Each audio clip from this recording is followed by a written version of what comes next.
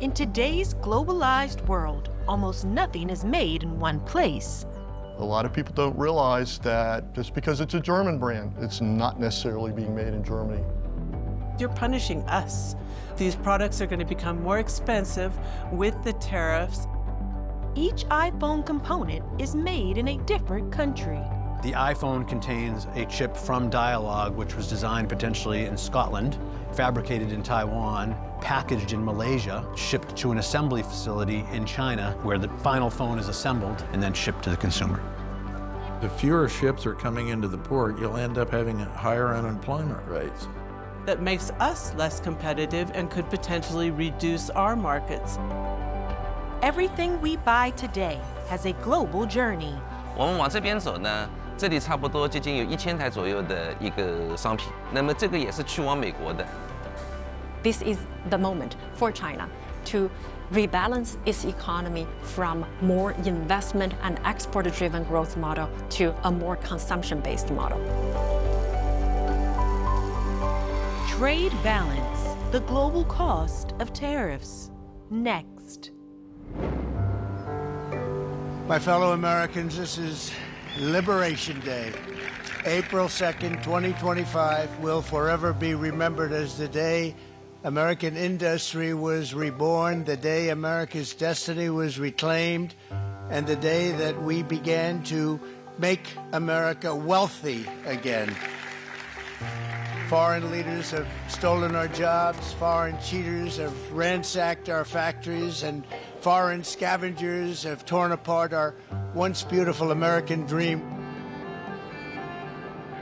The Dow is already down 1,000 points after dropping almost 1,700 points yesterday. This comes amid President Trump's escalating trade war and despite a stronger than expected new jobs report just out this morning.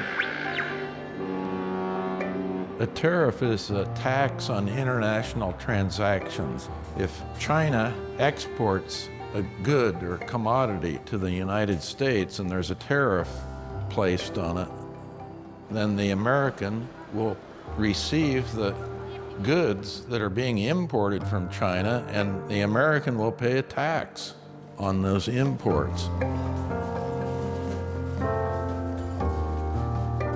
Economists define tariff as a tax or duty imposed by a government on imported goods.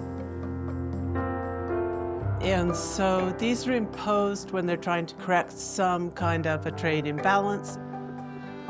There are several potential reasons for that. One is to protect your country or sector from an unfair behavior of a commercial partner.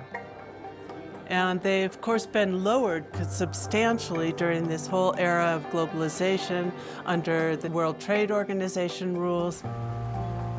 The main thing to realize is that it is a tax and a tax wedge on international transactions. So if you tax a transaction, you'll slow down transactions. These days in our globalized world, fewer and fewer things are produced in just one place. From cars to clothes, from phones to food, the stuff we buy carries multiple passports. As shoppers, sometimes we know this, sometimes we're surprised. But we're almost always happy with the lower prices due to global trade and outsourcing. So are governments. Although the intricate webs of international manufacturing make calculating some crucial numbers difficult. Numbers such as trade deficits and surpluses.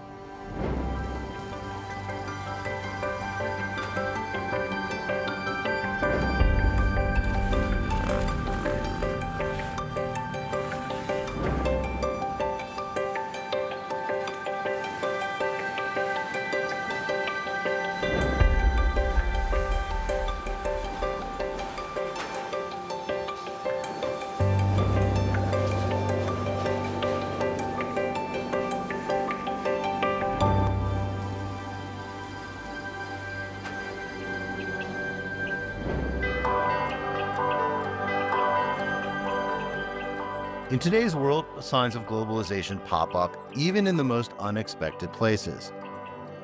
Yo soy Rafa Gandía Sancho, de Ayolo de Malferit. Esta finca está destinada a la producción de material vegetal para la producción de plantas de viña, tanto de vinificación como uva de mesa. Hace unos años plantamos aquí material de base y es el que nos permite multiplicar nuestro material para producirlo con la categoría certificada.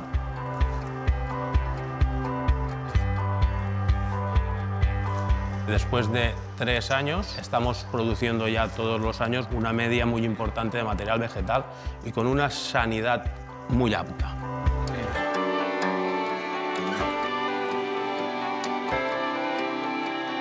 Hoy se cosecha, posteriormente se manipula en el almacén, se corta a unas dimensiones para poderlas guardar después en cámara, se le practica el injerto, que es lo que después nos permite plantar en campo y al año que viene poder entregar al viticultor la planta.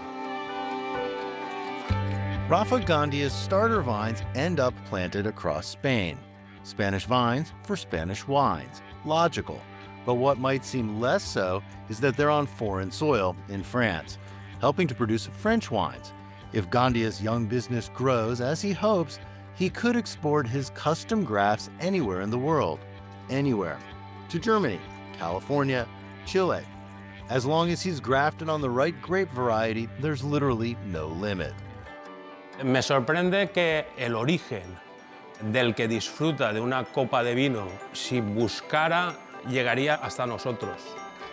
Gracias a la planta, gracias al trabajo de viveristas, el consumidor puede llegar a disfrutar de una copa de vino. Let's put it in the context of current policy in the United States. They don't like trade deficits. They think they're bad, and they think they're caused because foreigners are ripping us off.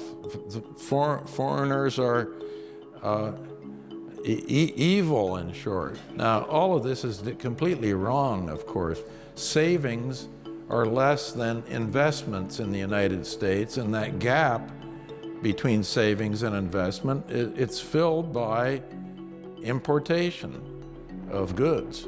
And that makes it easy and cheap for the Americans to finance the trade deficits that they've had every year since 1975. It is safe to say most of the time consumers end up paying for the tariff. And there are empirical studies suggesting and showing that every 10% increase in tariff end up leading to at least a 1% increase in consumer prices. The purpose of tariffs for a developing country like Mexico still and most countries in the global south is to protect its national industries from having to compete against far wealthier and more developed economies. And this gives them a chance to grow up to the point where they can compete more equally on the global economy. They are suffering from the effects of not being able to plan for the future, which is the worst thing for a firm. And we are talking about here and also with European friends who were trying to invest in the United States. President Trump is willing to pick up the phone and talk. And the president met with his trade team this morning, and he directed them to have tailor-made trade deals with each and every country that calls up this administration to strike a deal. And listen, and each and every one of these trade deals should be tailored and unique based on that country's markets, based on that country's exports, the imports here in the United States of America. What makes the most sense for the American worker and for our industry? The president is focused on putting America first. We're hearing that President Trump has announced that there will be a 90-day pause on reciprocal tariffs for all countries except China. In a laboratory outside Ottawa, Canada, a package has just arrived carrying the latest iPhone. An analyst studies its chip, measures the microscopic distance, the nanometers between transistors on a speck of silicone the size of a pinhead. This is Tech Insights, a company that tears down high-tech goods, maps their parts, and shares the intel with its clients. On any given day, these guys are dissecting laptops, smartwatches, drones, TVs, all kinds of intelligent devices. And when the latest iPhone comes out, it's all hands on deck. So we show up at the Apple Store about 8 a.m. every Friday morning. They have a release, and we're back here in the lab within 20 minutes.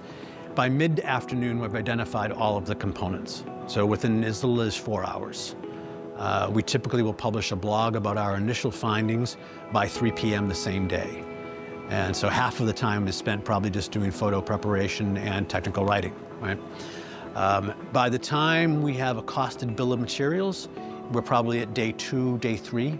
By the end of a week, it's fully baked. We understand what's going on the phone. But we've been doing this for almost 30 years. It takes nimble fingers to get at the guts of a smartphone like an iPhone. Screw by tiny screw, the layers come off. The casing, the battery, the camera, microphone, and speaker all have value. All come from somewhere. An iPhone has, for conversation's sake, about 210 pieces in it. Each one of those 210 pieces is competed by all of the multinational semiconductor companies. If we start counting screws and housings and antennas and things like that, it probably inches closer to 300. But the most vital organ, the brains of the operation, if you will, is the chip. Determining their structure and where they come from is at the heart of Tech Insight's work. Back about 10 years ago, Texas Instruments had been a dominant supplier in the mobile phone industry. We expected to see Texas Instruments inside the device, and we did, but traditionally, that Texas Instruments device would have been designed and fabricated in Richardson, Texas. When we got into the device, we saw things that were not traditionally associated with fabrication in Richardson, Texas. And we started to look at it more closely, and we realized that it was now outsourced to 2 companies. One, UMC, United Microelectronics in Taipei, and TSMC, Taiwan Semiconductor Manufacturing. They are companies adjacent to each other in Taiwan. That was a big surprise for us, but those are kind of geeky surprises. It signaled a change in the industry where people were now starting to outsource. Today, just about everything in an iPhone is outsourced somewhere, even the design. iPhones are designed by Apple teams that are global. They're all around the world. The components what's inside the iPhone, I'm going to use an example, a power management IC, which controls the battery utilization, is designed by Dialog Semiconductor. Now, Dialog could have designed that in their UK offices, they could have designed it in their German offices, or they could have designed it in their California offices. They would then have their chip, Dialog would have their chip fabricated in Taiwan by TSMC or someone else, but not fabricated in their facilities. Just, the iPhone contains a chip from Dialog, which was designed potentially in Scotland, fabricated in Taiwan, packaged in Malaysia, and tested in the Philippines, and then shipped to an assembly facility in China, where the common story starts, where the final phone is assembled, tested, and then shipped to the consumer. When an iPhone is shipped from China, the U.S. adds each phone and any other imports to its trade deficit with Beijing. But according to the World Trade Organization, nearly a third of products exported from China include parts and components made elsewhere. A study out of Oxford University in England suggests the U.S. trade deficit with China would be half if the so-called intermediate products were removed from the math. But teasing out the true numbers means huge amounts of work for governments, and the landscape of supply chains is complex and constantly shifting.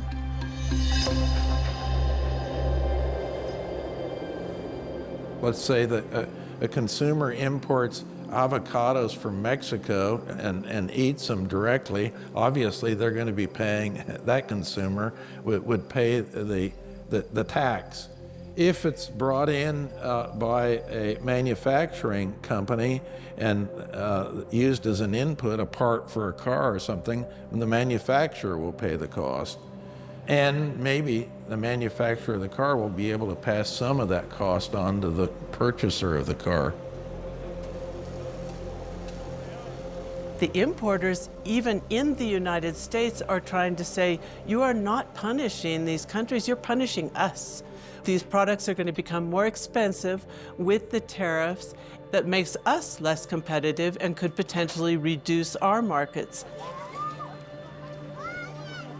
I'm pretty worried about the impact of tariffs on developing countries because obviously they are much weaker. So let me talk about Madagascar for a moment. So they are exporting vanilla to the United States as well as the rest of the world. So you are setting because they are not buying nothing from the United States, which is obviously because the per capita income is extremely low. You are setting a tariff of the 47%, reciprocal. Reciprocal with respect to what? And apart from that, are you going to get vanilla from Wyoming or Nevada or Colorado? An exceptionally brutal day on Wall Street. President Trump's tariffs sparking a huge sell-off today, sending all three major markets plunging.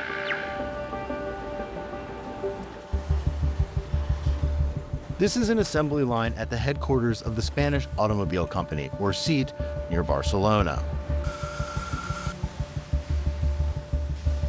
Cixi is known for producing relatively inexpensive quality cars. In Spain itself, you see them everywhere. But Cixi is not just a hometown outfit. It exports its cars to some 70 other countries, and it's part of another newer trend in globalization.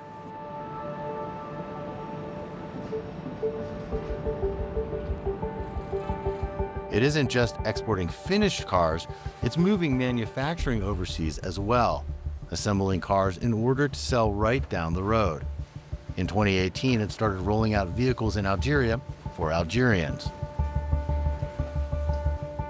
Rising tariff levels, as well as the uncertain nature of how these tariff policies are announced or paused, leads to growing risk and uncertainties in global economy. As a result, World Bank, IMF, and other major financial institutions have lowered the global growth outlook for this year.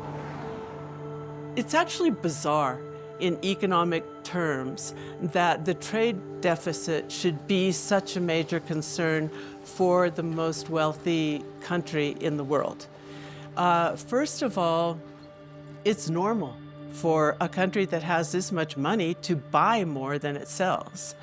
And it's been what's fed the standard of living in the United States clearly throughout the whole modern history.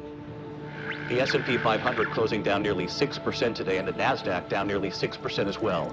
Tonight, China now retaliating with a 34% tariff on all U.S. goods sold in China.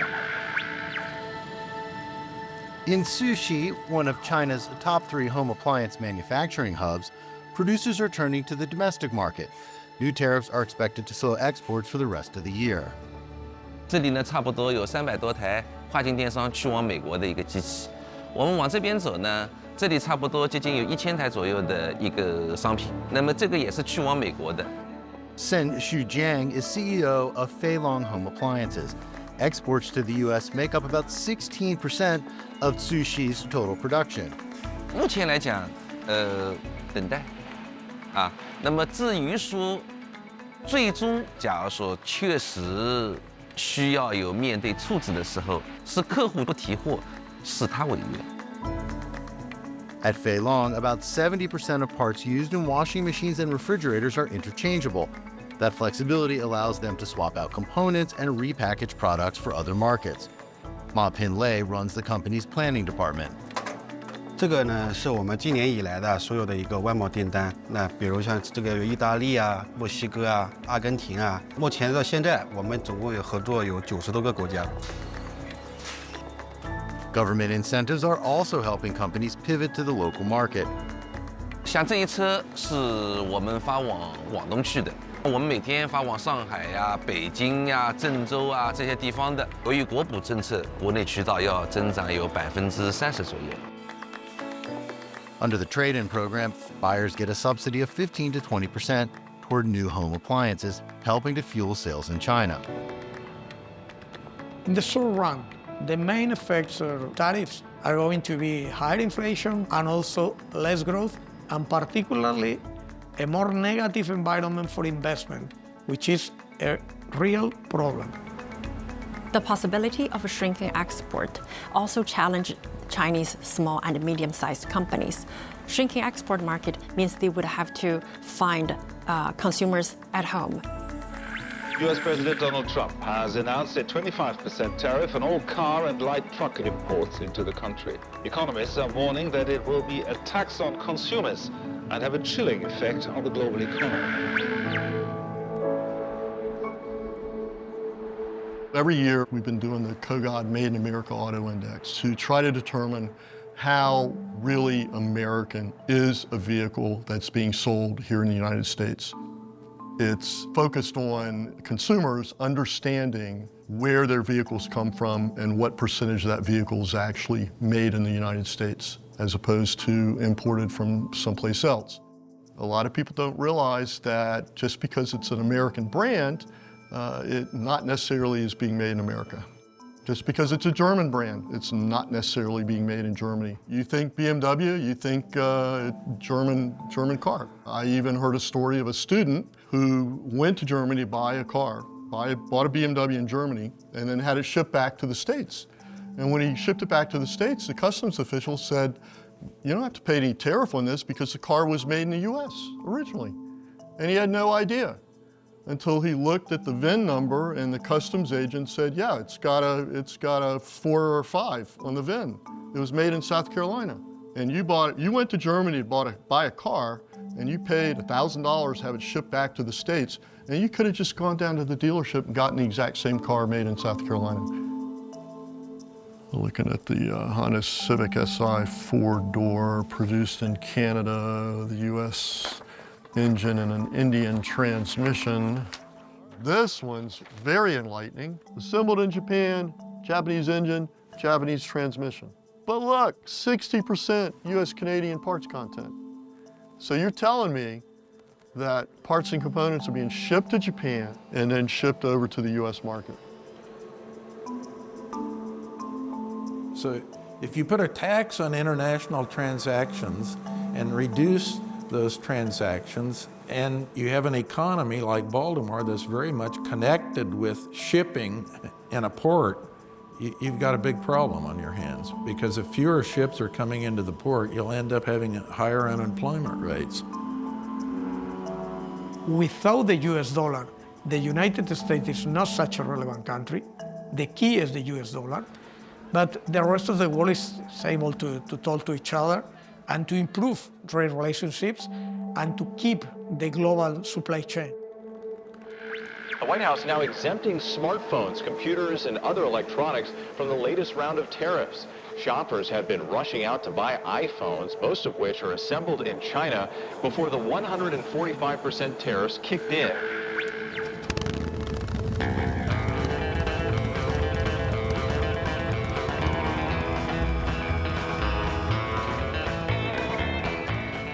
Harleys were once a symbol of made in USA, but that's changing. The perception is a quintessentially American motorcycle as opposed to a Honda or Kawasaki. But the reality is when you break it down and take it apart, look at the country of origin of the parts and components, you're going to see parts from Thailand, from Japan, from Europe, Asia, perhaps South America. You're going to find, granted, the assembly, the labor used to assemble those parts and components into the final vehicle took place here in the United States, either York, Pennsylvania, or Milwaukee, Wisconsin, where they had manufacturing facilities. But the reality is that manufacturing couldn't take place without a lot of help from parts and components in other parts of the world. Globalization has made Harleys more affordable for hog lovers everywhere. La marca tiene una sede en Bruselas, que es de donde mandan todas las piezas. Supongo que con toda la estructura que hay ahora a nivel internacional, pues cada uno fabricará una pieza en distintos sitios porque intentan abaratar costes. It's the Harley culture that's important, Anyon says. They're not the old American outlaw culture of biker gangs and bar brawls. Yo creo que esa cultura, bueno, eso empezó con la gente que volvió de la Segunda Guerra Mundial y era un estereotipo que se hizo, pero eso se modificó enseguida y no tiene nada que ver. La gente puede ser desde un trabajo sencillo hasta un notario, un abogado, vete tú a saber. La verdad es que la camaradería que hay entre la gente es lo que hace diferente a la marca. Anyon loves that Harley's gone global. After all, if it hadn't, he probably wouldn't be out here today on this monthly cruise, followed by lunch with his crew. His bike would have been too expensive. The shockwaves are still coming after Donald Trump's sweeping new tariffs. Stock markets around the world have been in free fall since the tariffs were announced. So just imagine all big companies promising trillions of dollars of investment in the United States with robots, because no way they are going to get the human capital. Obviously, they will have to pay much more in the United States because there is a scarcity of that human capital. It's already employed. There is no unemployment in the United States. Rising tariff rates in the global trading system would have a disproportionate impact on different economies. And rising tariff may also be a bad news for the agricultural sector here in the United States as well. For example, the United States export a lot of oilseed to China, and China's edible oil import is about 70%, while China can find other alternative sources to import edible oil. For U.S. edible oil and oilseed exporters, losing a significant share of Chinese export is a major blow.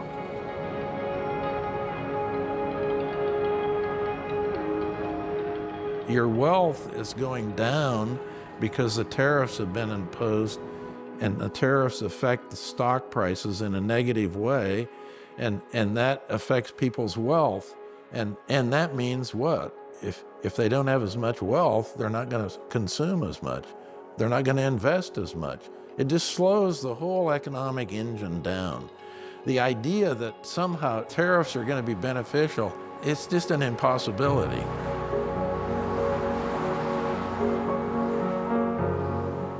All of which complicates the numbers, the deals, and the networks that bind the world together.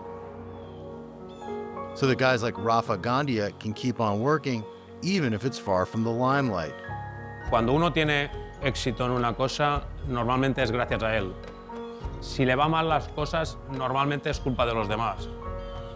Sí que tenemos clientes que llegan a entender esto, pero no es lo habitual, ¿eh? La gente no reconoce los logros de otros.